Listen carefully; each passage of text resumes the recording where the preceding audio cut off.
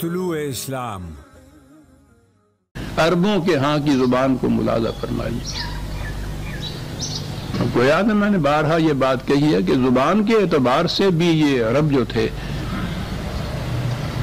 حضرت ابراہیم علیہ السلام کی اولاد میں سے بنی اسرائیل یا حضرت اسحاق علیہ السلام کی اولاد جو بنی اسرائیل یا یہودی کہلائی وہ تو مملکتیں اور سلطنتیں اور یہ چیزیں ان کی وارث پلی آئی. دوسرا بیٹا جو آپ نے یہاں صحرائے حجاز میں بسایا آ کر حضرت اسماعیل علیہ السلام، یہ ان کی اولاد اس تمام دوران میں نظر ہی نہیں آتا کہ یہ کرتی کیا رہی. انہی کھجوروں کے سہارے انہی کھجوروں کی گٹھلیوں کے ستو بنا کر گزارا کرنے والی یہ قوم اتنے ہزاروں سال میں کچھ نہیں نظر ہی نہیں آتا.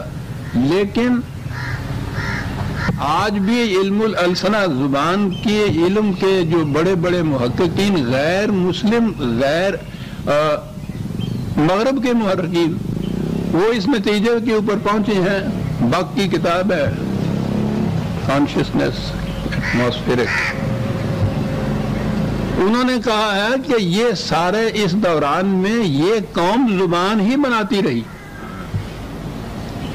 وہ گویا تیاری کر رہی تھی اس وحی کی جو منفرد تھا دنیا کے اندر، وحی کی دنیا کے اندر بھی تھا، اس کی متحمل ہونے کے لیے ایک زبان کی ضرورت تھی. یہ قوم وہ زبان تیار کرتی رہی جس میں وحی خداوندی اپنی پوری شان کے ساتھ آ جائے. اس کو اس کے لیے دقت ہی نہ ہو کہ یہ بات میں نے کہنی ہے، اس کے لیے لفظ کہاں سے ملے گا. لفظ تو خدا نے نہیں بنائے تھے، زبان تو انسانوں کی بنائی ہوئی ہوتی ہے. وہی خداوندی جو ہنگامی علم تھا اس کو دینے کے لیے زبان تو انسانوں کی بنائی ہوئی ہونی چاہیے تھی.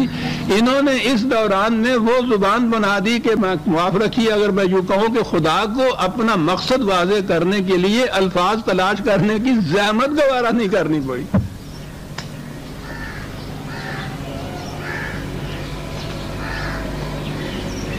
یہ عجیب فنومنا ہے عزیزان من.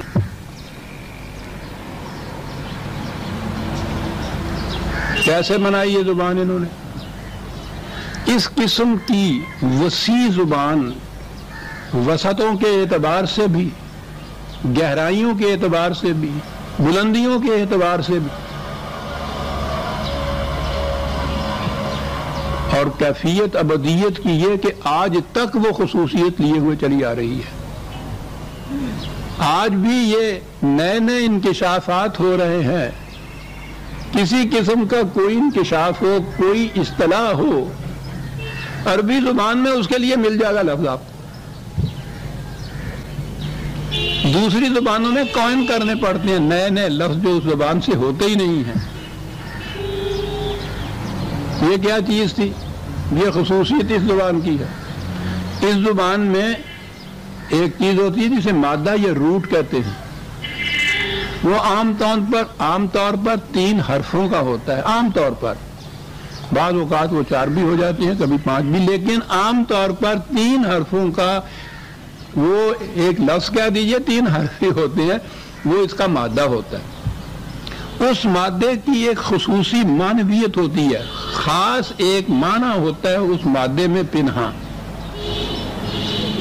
اس مادے سے آگے پھر ان کے ہاں مختلف، ان کو ابواب کہیے یا وزن کہیے، اس سے الفاظ بنتے چلے جاتے ہیں اسی مادے سے.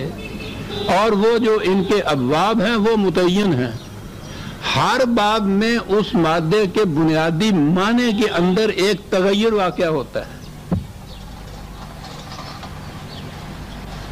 ایک ہی مادے کا لفظ آپ اگر مختلف ابواب میں دیکھیں گے، اس میں دیکھیں گے کہ وہ تو معنویت جو بنیادی ہے اس کی جھلک تو وہاں موجود ہے، لیکن اس میں وسعت پیدا ہو گئی، اس میں گہرائی پیدا ہو گئی، اس میں بلندی پیدا ہو گئی.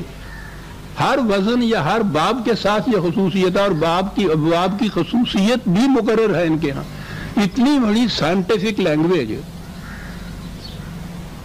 کوئی لفظ دنیا کا آئے اس کا روٹ جو ہے اس کے معنی آپ کو معلوم ہونے چاہیے، اور پھر وہ معلوم ہو جائے گا کہ کس باب پہ آیا ہے، اس باب کی خصوصیت یہ ہے اس لیے اس کے یہ معنی ہو گئے.